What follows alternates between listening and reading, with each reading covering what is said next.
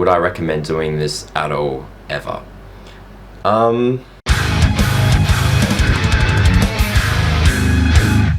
So right now, if you wanted this guitar without all the modifications, you can get it on gearformusic.com for 300 bucks. If you recognize this guitar from anywhere, you've probably seen it in some guitar playthrough videos from the band Loathe, and that's what got me onto them as well. It's a 30-inch baritone bass hybrid with 2 humbuckers, so it's actually really good for low-tune metal stuff. And that's what actually inspired most of the modifications on this guitar. So despite this being a $300 instrument, I thought it'd be cool to see what it would look like if we modified it and just dumped heaps of really high quality parts in this guitar. And I should probably mention now that this video definitely wouldn't exist, and this guitar wouldn't even exist without the guys at Evertune. So they covered the cost of the actual Evertune unit itself.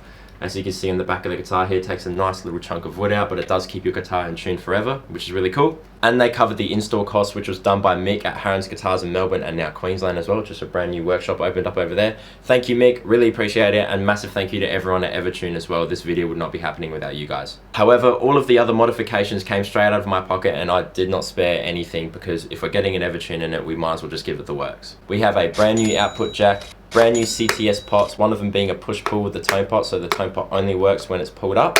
Switchcraft switch, I've tried to say that about 50 times on video. Switchcraft switch, brand new, very clicky, very nice, very premium switch. I also got a brand new bare knuckle impulse bridge humbucker installed right here. That's a signature pickup of Josh Smith from North Lane. I figured that since this is a really low tuned guitar, at the moment it's set up in drop D sharp, I figured that I would take inspiration from one of the bands that I really enjoy that use this tuning and use really long extended guitars just like this one, so it was the North Lane signature pickup that I went for. Goes without saying, I got a brand new setup, brand new fret dress, making sure all the frets are level, so that was a service in itself, plus a brand new bone nut over here. So altogether, including setup costs, taking consideration for different currencies of the world, I suppose it's a $300 guitar US, and including setup costs, but not really. Even without the setup cost, it's probably over $1,000 worth of upgrades in this guitar. You might ask yourself, why this guitar in particular? You know, why spend nearly 3 times as much amount as the actual guitar itself just on upgrades? Honestly, I've had a really long search with baritone guitars like this one, and unless you go custom, you can't really get anything like this. They're just not really mainstream at all. The closest thing I can think of that's like mainstream is an Ibanez RG model that's 28 inches. That comes with a Gibraltar bridge, EMG pickups. I'm pretty sure they just got put back in their production line, but for a couple of years they were non-existent and it was very hard to find them. Even so, this guitar is not 28 inches, it is 30, so you can go even lower, which I guess in today's age is more desirable in a way, especially if you listen to this type of music. It just does it better, and it's just really cool. Like, the novelty factor of having a 30-inch guitar is just stupid. In saying that though, I feel like the Evertune bridge was an absolute necessity, which is why I got in touch with the guys at Evertune. Also massive thanks to Herbert for sorting that out. But yeah, the Evertune really does help, especially when you're tuning that low into, what did I say it was? Drop D sharp.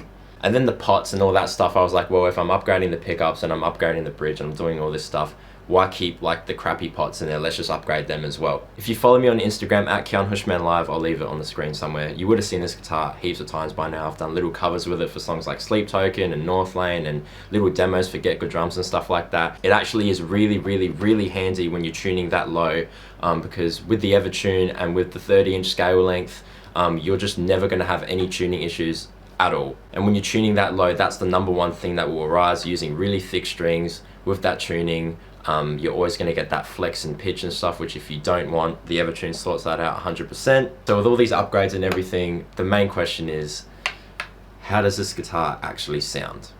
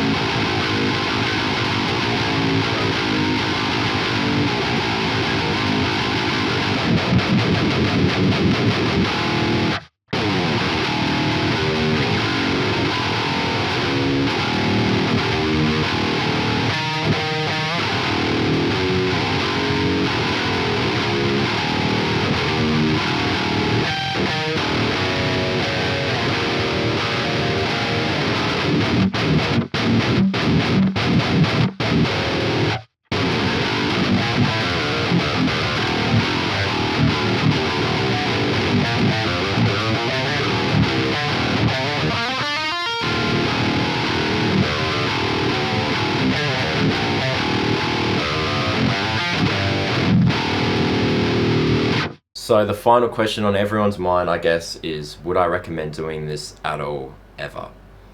I planned this video months in advance. As soon as I saw this guitar, I already had the idea of getting in contact with Evertune and stuff like that. Being able to have the opportunity to do so is very, very, very awesome. I'm super grateful to have that opportunity through watching YouTube friends like Agufish modifying all these cheap guitars and making them sound really cool. It also inspired me to do that as well. And this is basically what came out of it. Would I recommend doing this? Yes and no. I wouldn't recommend doing it on this guitar. At the end of the day, this is still a $300 guitar, and there's just some things that you can't get around no matter how many upgrades and modifications you make to the guitar. For example, the actual fret wire itself, the neck setup, the way the neck is built and stuff like that. Stuff that's basically the most important aspect of guitar playing and the thing that you feel the most.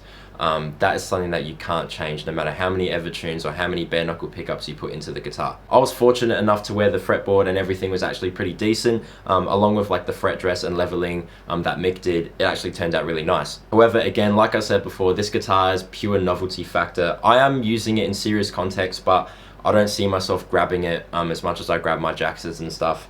Obviously because this is tuned so low, I'm not going to be riding and stuff like this all the time, but it is really handy to have. So basically what I'm trying to say is that if you're going to make all these upgrades, like really nice pickups and Evertune installs, nut upgrades, pot upgrades, that's absolutely fine, but I just wouldn't do it in this guitar. I would get a guitar that's a little bit better, a guitar that's pretty decent to start with, and then all those upgrades would just make it 100 times better. Don't get me wrong, this guitar definitely does play 100 times better, feels 100 times better than it did when I got it. But I would get an Evertune in a guitar that I'm actually going to use a little bit more, and I would upgrade the pickups in a guitar that I'm going to use a little bit more. But I am very grateful to have this guitar in my arsenal because, as I mentioned, I do use it in videos and stuff like that, and it is cool to have whenever I need to go down that road of tuning super low, whether it's just for layering, whether it's just for like a disgusting part of a song. I have this in my arsenal, and it works like a charm, from everything from the Evertune to the perfectly voiced bare knuckle impulse pickup, specifically designed for low tunings. It just works. But yeah, definitely let me know what you guys think. Do you like this guitar? I know a lot of people are getting their hands on it now because they were having a shortage for a little while, but now they're starting to get back in stock. If you guys like this video at any time, please feel free to leave a like and a comment on anything you saw or heard. And if you want to see more of this stuff, definitely think about subscribing. If you guys want the tabs, stems, DIs, drum tracks, all that stuff to the demo song that you heard before using this guitar, you can definitely check out my Patreon, and all my affiliate links, all that stuff will be in the description below. Thank you to everyone that's watched the channel over the years. Without you guys, I definitely will not be in the position to make videos like this. Massive thank you to Evertune and Mick at Harron Custom Guitars for doing everything, for all the setup. Massive thanks to Tim Mills at Bare Knuckle for recommending the Impulse Bridge pickup. I really enjoy it. It's really, really cool. Massive thank you to Patreon members as well, because without you guys, I would not be able to make this video and I wouldn't be able to show off this guitar. Thank you so much. Until next time, I'll catch you guys later. Ciao.